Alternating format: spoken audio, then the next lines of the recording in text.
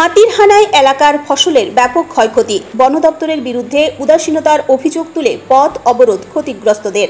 হাতির তাণ্ডবে দিনের পর দিন এলাকায় ক্ষতি হয়েছে বিঘের পর বিঘে ধান জমি। বারংবার বন দপ্তরকে জানিয়েও লাভ হয়নি। একদিকে হাতি তাড়ানোর যেমন কোনো ব্যবস্থা করেনি বন দপ্তর, তেমনি ক্ষতিগ্রস্তরা পাচ্ছেন না ক্ষতিপূরণ। প্রতিবাদে আজ বাঁকুড়ার বেলিয়াতোড় রেঞ্জের বরকুড়া গ্রামে পথ অবরোধ করে বিক্ষোভে ফেটে পড়লেন এলাকাবাসী।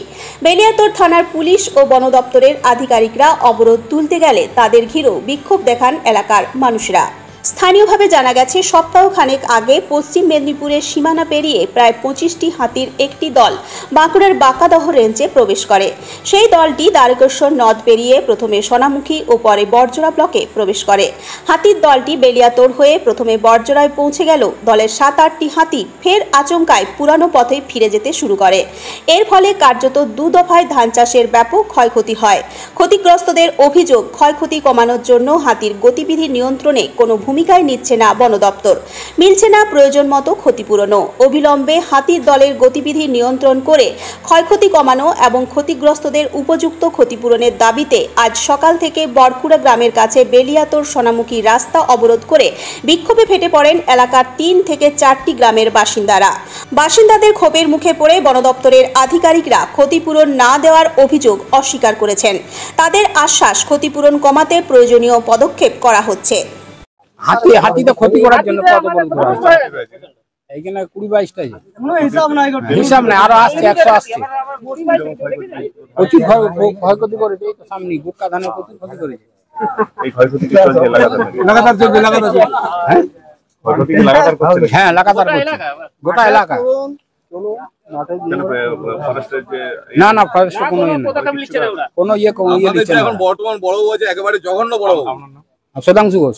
হাতির ইয়ের জন্য, ক্ষয়ক্ষতির জন্য কি লাগাতার ক্ষয়ক্ষতি হচ্ছে নাকি? এখন কন্টিনিউ ক্ষয়ক্ষতি হচ্ছে। আগের থেকে আগে কোনো মানে একবারে পেরিয়ে চলে যেত বর্জরা, তারপর আবার যখন ফেরার পথে ফিরতো, মানে এই বড়বাবু যে এসছেন, এই বড়বাবু আসার পথে ক্ষয়ক্ষতিটা অনেক বেড়ে গেছে।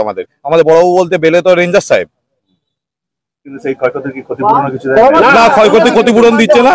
আমাদের যে আগের বড়বাবু ছিলেন মহিবুল বাবু, গরিব মানুষ দেখে তাকে অন্তত কিছু হলেও নগদ পয়সার অন্তত ব্যবস্থা করতো। ইনি তো মানুষের সাথে কোনো যোগাযোগই ব্যবস্থা করেন না। একেবারে মানে মানুষকে মানুষ বলে মনে করে না, কারোর সাথে কোনো যোগাযোগ নেই, কিচ্ছু নেই। এই বড়বাবু, বীরবাবু ভালো হলো, বড়বাবু এমন একটা বাজে বাজে কাজ করছে যেগুলো বলার নয়।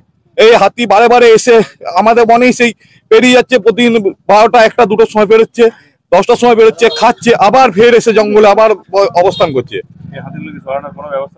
ওই তো প্রতিদিন মানে 100 লোক করছে, তার কোনো কার্যকরী নেই। আর আগে এত বড়বাবু এইখানে করে গেছে, সেই বড়বাবুরা কি যথেষ্ট পরিমাণে কার্যকরী করেছে। বর্জরা নিয়ে গেছে, বর্জরা হাতিরা রাখার ব্যবস্থা করেছে, মানে সাহেবদের সঙ্গে কথা বলেছে। এই বড়বাবু তো কারোর সঙ্গে, কোনো কমিটির সঙ্গে, কোনো এপিসির সাথে, কোনো কারোর সাথেই যোগাযোগ নেই। নিজের ইচ্ছা মতো কাজ করে যাচ্ছে বড়বাবু। এইখানে তো কৃষির উপর সকলেই নির্ভরশীল। এমন কিছু মানুষ আছে যারা লোকের কাছে ধার দেনা নিয়ে চাষবাস করছে, তারা কি করবে? আপনারা কি চাইছেন? আমরা চাইছি হাতি আসুক। হাতির গতিপথে বাধা দেওয়া আমাদের কারোরই ক্ষমতা নেই, কিন্তু সেইটা ক্ষয়ক্ষতি কম করে যাতে পেরিয়ে যায়, যাওয়া আসা করুক, সবই ঠিক আছে। তা বলে খোলামেলা যে যেমন করে খুশি ব্যবহার করবো তা নয়। গতিপথে বাধা দেওয়ার মতো আমাদের কারোরই মানে ইচ্ছাও নেই, কিছুই না। গতিপথে বাধা দিতে আমরা চাইও নাই হাতির। আর সঠিক ক্ষতিপূরণেরও প্রয়োজন আছে। আমার নাম অভিজিৎ ঘোষ, বরকুড়া। এখন হাতির যেটা রুট আছে সেখানে হাতি যাবে। তো এবার ব্যবস্থা হচ্ছে আমাদের যে বরজোড়াতে আমাদের যেখানে হাতি থাকে সেখানে ওখান থেকে ঘুরে যাচ্ছে। এবার হাতি থাকছে না, যার কারণে সমস্যাটা হয়েছে। হাতি যদি ওখানে ঢুকে যেত তারপরে কিন্তু এই সমস্যাটা হতো না, যার কারণে এখন সমস্যাটা হচ্ছে। তো এরপরে আমাদের এই গ্রামবাসীদের যেটা দাবি ছিল যে হাতি যদি যায় তো একবারে ট্রেনে 12টার মধ্যে ট্রেনে একদম বরজোড়া ঢুকিয়ে দিতে হবে, আর হাতি যেন নদীর এদিকে ব্যাক না করে। তো সেইভাবে কথা চেষ্টা চলছে আমাদের ঊর্ধ্বতন কর্তৃপক্ষের সঙ্গে আলোচনা করে তারপরে আমরা ডিসিশন নেব। হাতি যাচ্ছে, তারা কিন্তু সঠিক ক্ষতিপূরণ পাচ্ছে না। দেখুন, ক্ষতিপূরণ এর আগের কথা আমি জানি না। আমি লাস্ট 6 মাস আমি এখানে আছি। 6 মাসে লাস্ট টাইম যখন এখানে এটা দিয়ে হাতি গেছে আমাদের কি না কদমা বান্দরকুদা হয়ে গেছে, আপনি খবর নিয়ে দেখবেন যে 6 মাসের কোনো পেন্ডিং নেই।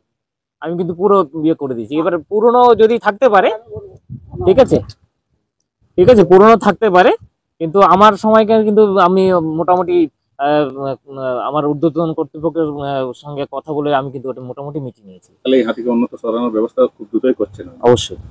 স্যার আপনার নাম? আমার নাম ভজন কীর্তনিয়া, রেঞ্জ অফিসার বেলিয়াপুর।